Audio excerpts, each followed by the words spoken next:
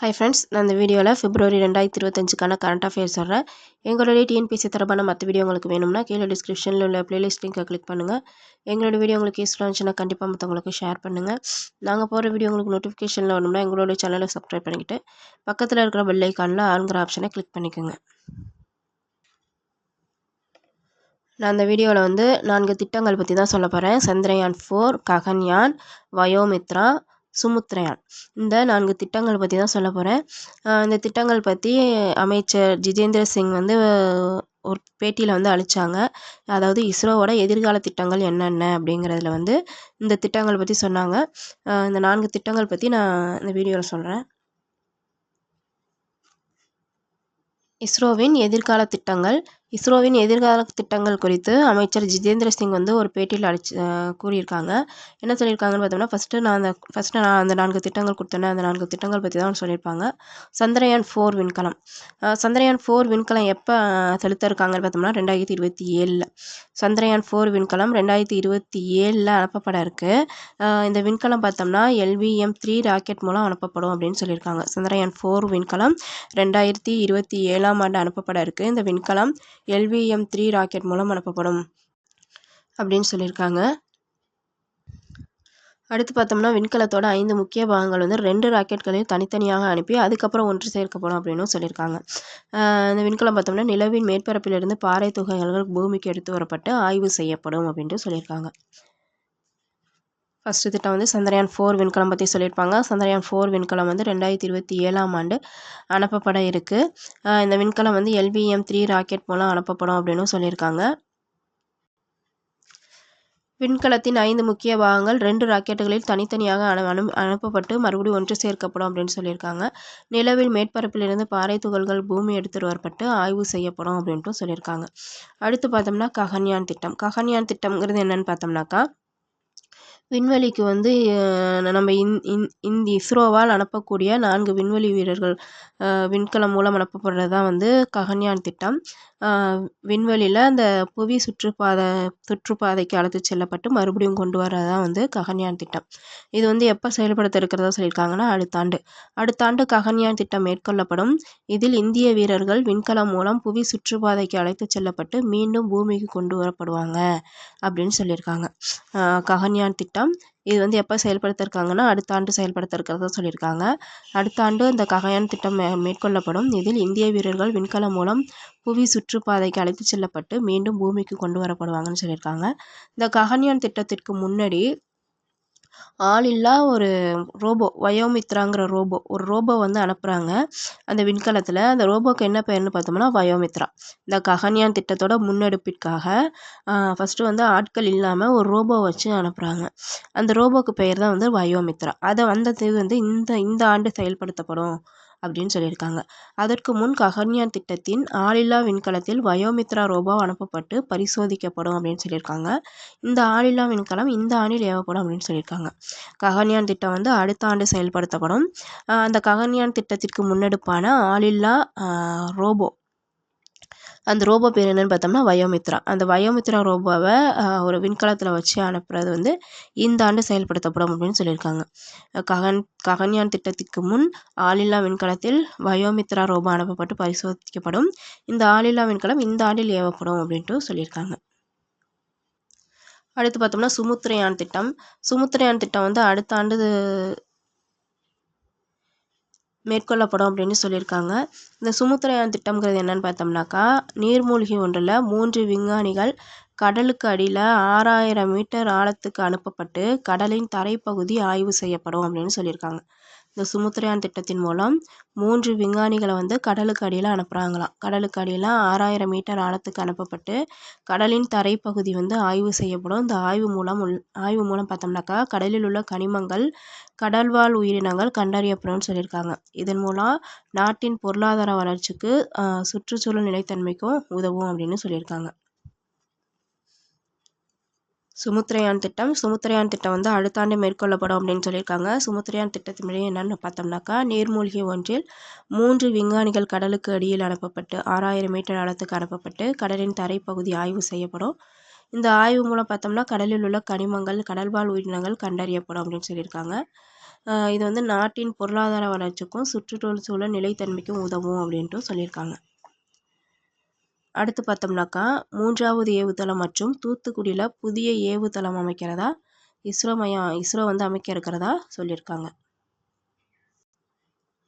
ஏற்கனவே பார்த்தோம்னா இஸ்ரோவில் வந்து 2 ஏவுதளங்கள் இருக்குது. இப்போ வந்து 3வது ஏவுதளமும் தூத்துக்குடியில் குலசேகரப்பட்டினத்தில் ஒரு சிறிய ஏவுதளமும் அமைக்க இருக்கிறதா சொல்லியிருக்காங்க. விண்வெளி ஆய்வுக்காக பார்த்தோம்னா இஸ்ரோ மையம் வந்து 1969ஆம் ஆண்டு அமைக்கப்பட்டது. முதல் ஏவுதளம் அமைக்கிறதுக்கு பார்த்தோம்னாக்கா 20 ஆண்டுகள் வந்து ஆயிடுச்சாம்.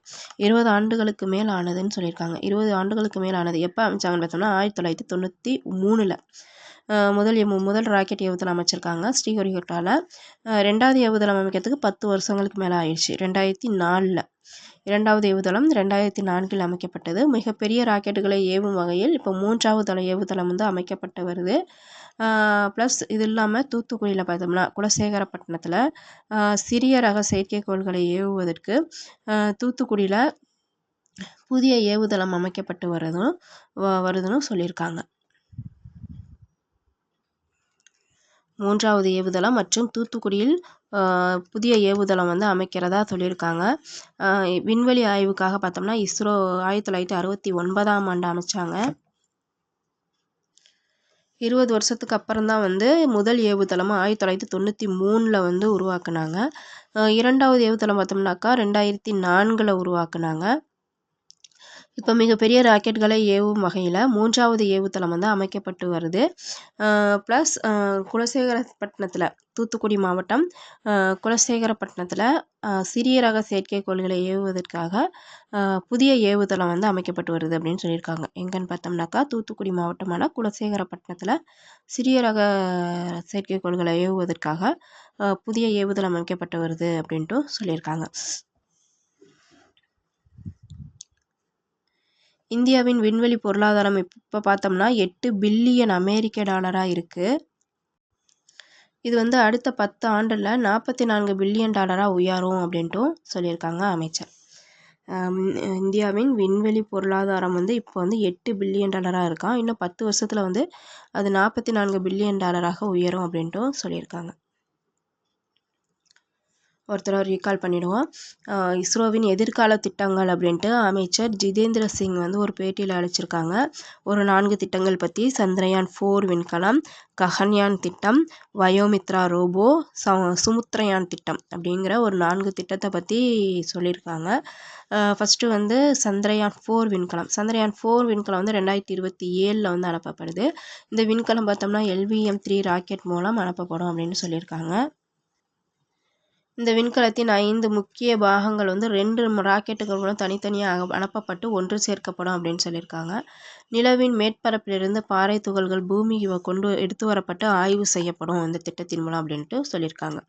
அடுத்து பார்த்தோம்னா ககன்யான் திட்டம். ககன்யான் திட்டம்ங்கிறது என்னென்னு பார்த்தோம்னாக்கா விண்வெளிக்கு ஆட்களை அனுப்புறது தான் வந்து ககன்யான் திட்டம். 4 நபர்களை அனுப்புறது தான் வந்து ககன்யான் திட்டம். இது வந்து அடுத்த ஆண்டு செயல்படுத்தப்படும் அப்படின்னு சொல்லியிருக்காங்க. அடுத்த ஆண்டு ககன்யான் திட்டம் மேற்கொள்ளப்படும். இதில் இந்திய வீரர்கள் விண்கலம் மூலம் புவி சுற்றுப்பாதைக்கு அழைத்து செல்லப்பட்டு மீண்டும் பூமிக்கு கொண்டு வரப்படுவர் அப்படின்ட்டு சொல்லியிருக்காங்க. இந்த ககன்யான் திட்டத்துக்கு முன்னாடி ஃபஸ்ட்டு ரோபோவை அந்த விண்கலத்தில் அனுப்பி செக் பண்ணுவாங்க. அந்த ரோபோ பேர் என்னென்னு பார்த்தோம்னா வயோமித்ரா ரோபோ. அதற்கு முன் ககன்யான் திட்டத்தின் ஆளில்லா விண்கலத்தில் வயோமித்ரா ரோபோ அனுப்பப்பட்டு பரிசோதிக்கப்படும். இந்த ஆளில்லா விண்கலம் வந்து இந்த ஆண்டில் ஏவப்படும் அப்படின்னு சொல்லியிருக்காங்க. அடுத்த கண்ட பேர் பார்த்தோம்னா சுமுத்ரயான் திட்டம். சுமுத்ரயான் திட்டம். அந்த சுமுத்ரயான் திட்டம் வந்து அடுத்த ஆண்டு இந்த திட்டம் வந்து மேற்கொள்ளப்படும். இதற்காக நீர்மூழ்கி ஒன்றில் 3 விஞ்ஞானிகள் வந்து கடலுக்கு அடியில் 6000 மீட்டர் ஆழத்துக்கு அனுப்பப்பட்டு கடலின் தரைப்பகுதியை ஆய்வு செய்யப்படும். இந்த ஆய்வு மூலம் கடலில் உள்ள கனிமங்கள், கடல்வாழ் உயிரினங்கள் கண்டறியப்படும் சொல்லியிருக்காங்க. இது நாட்டின் பொருளாதார வளர்ச்சிக்கும் சுற்றுச்சூழல் நிலைத்தன்மைக்கும் உதவும் அப்படின்ட்டு சொல்லியிருக்காங்க. அடுத்து பார்த்தோம்னாக்கா இஸ்ரோ வந்து 3வது ஏவுதளமும் தூத்துக்குடியில் குலசேகரப்பட்டினத்தில் ஒரு சிறிய ஏவுதளத்தை அமைக்கிறதா சொல்லியிருக்காங்க. விண்வெளி ஆய்வுக்காக பார்த்தோம்னா இஸ்ரோ மையம் 1969ஆம் ஆண்டு அமைக்கப்பட்டது. ஆனால் முதல் ஏவுதளம் அமைக்கிறதுக்கு 20 ஆண்டுகளுக்கு மேலானது. எப்போ அமைச்சாங்கன்னு பார்த்தோம்னா 1993ல் முதல் ஏவுதளம் அமைச்சாங்க. 2வது ஏவுதளம் வந்து 2004ல் அமைச்சாங்க. இப்போ வந்து மிகப்பெரிய ராக்கெட்களை ஏவும் வகையில் 3வது ஏவுதளம் அமைக்கப்பட்டு வருது அப்படின்னு சொல்லியிருக்காங்க. அடுத்து பார்த்தோம்னா குலசேகரப்பட்டினத்தில் ஒரு ஏவுதளம். சிறிய ரக செயற்கைக்கோள்களை ஏவுவதற்கு தூத்துக்குடி மாவட்டம் குலசேகரப்பட்டினத்தில் ஒரு புதிய ஏவுதளம் அமைக்கப்பட்டு வருதுன்னு சொல்லியிருக்காங்க. இந்தியாவின் விண்வெளி பொருளாதாரம் வந்து இப்போ வந்து 8 பில்லியன் அமெரிக்க டாலராக இருக்குதாம். இது இன்னும் 10 ஆண்டுகளில் பார்த்தோம்னா 44 பில்லியன் டாலராக உயரும் அப்படின்ட்டும் அமைச்சர் ஜிதேந்திர சிங் வந்து ஒரு பேட்டியில் சொல்லியிருக்காங்க. இதில் வந்து முக்கியமானது வந்து அந்த திட்டங்கள் ப்ளஸ் வந்து அந்த இது சிறிய ரக செயற்கைக்கோள்களை ஏவுவதற்கு எங்கே அமைச்சிருக்காங்கன்னு பார்த்தோம்னா ஏவுதளம் தூத்துக்குடி மாவட்டம் குலசேகரப்பட்டினத்தில். தேங்க்யூ.